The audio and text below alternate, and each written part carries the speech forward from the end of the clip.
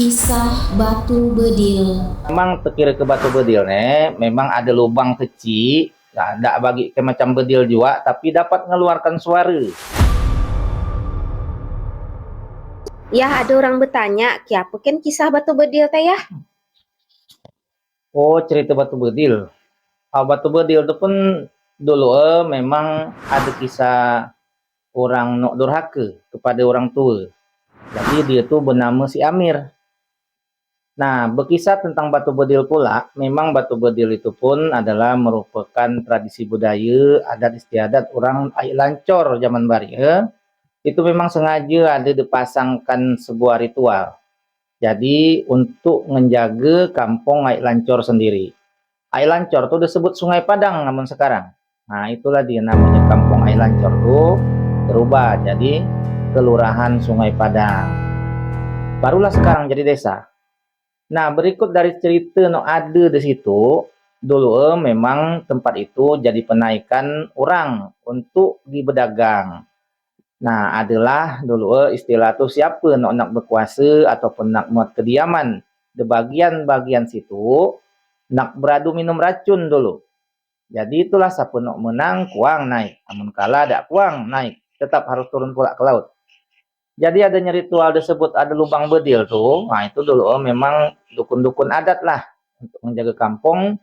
Nah, dia pun beda bunyinya. Dia memang menurut temborai gelombang air laut. Dia tuh bunyinya lain daripada bunyi asli batu bedil itu. Dia berbunyi batu bedil itu macam bunyi guro bunyi. Nah, itu asli itu. Nah, berkisah dari itulah dulu ada nama si Amir tuh, umak namanya Satina, bapak namanya Talib. Jadi mereka ni pun berdiam di Gunung Nagaan, berumurnya di Gunung Pelempang. Jadi pas waktu pagi ke kebun, ke rumah tu, bapak tu Talib ni dibunuh dari lanun. Jadi itulah belau lari, balikan si Amir teh. Itulah masa kecil Amir teh diam di Gunung Nagaan. Tapi Amir tu rajin orang. Jadi tiap hari tu pergilah ke pelabuhan tu bermain. Dilihat dari orang Portugis.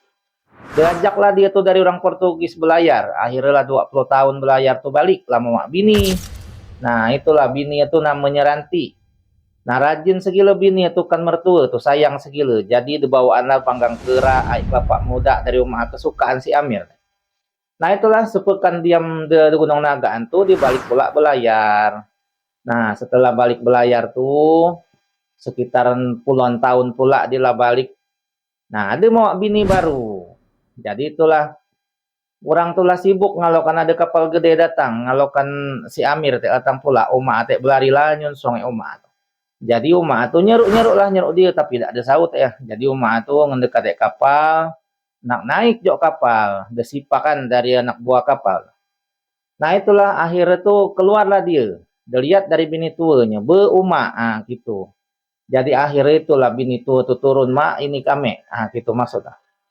Jadi si Amir tuh malu karena bini itu lagak, bini itu anak raja dari Malaka.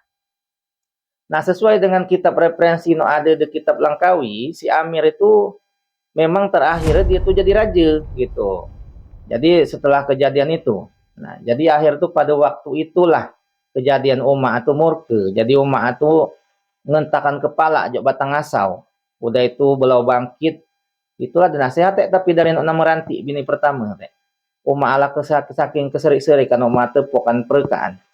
Nah, itulah mun kau lahir dari bang perkaan ini durake kau, mun kau nyusu kan aku ne susu ini lah nak nyusu kau. Mun memang kau beneran anak aku kau durake lah. Nah, gitu. Tapi akhirnya tuh dia langsung belayar, ditinggal kan nama Ranti bini, nak bini tuh. Dia melada Ranti itu kan Uma akan mak mertua kan nek Satina. Jadi belayarlah dia di tengah pelayaran kapal itu belinggang. Tapi kabar nak terdapat tuh dia selamat. Sampailah dia tuh kan bini itu balik ke Malaka. Ada kubur kuno atau di Malaka, kubur si Amir. Tapi tetaplah orang sana nyebut baik orang dari daerah Riau Papua teh nyebutlah kenal ada raja nok duraka dari tanah seberang. Itulah nok nama si Amir.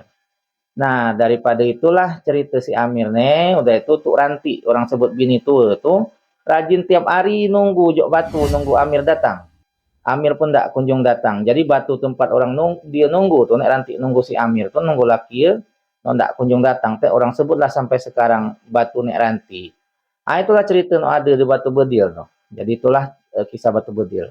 Jadi memang terkira ke Batu Bedil memang ada lubang kecil, nah, tak bagi ke macam bedil juga, tapi dapat mengeluarkan suara. Nah, karena suara dari lubang batu itu baik temburan air laut ataupun ada peristiwa sakral no, terjadi kan mengancam daerah air lancur Sungai Padang, jadi dia itu berbunyi macam bedil. Itulah jadi orang sebut Batu Bedil. Tapi sih tidak ada bagi bentuk macam bedil, tapi memang lubang atau ada lubang itulah orang sebut lubang guro. Itu orang sebut Batu Bedil.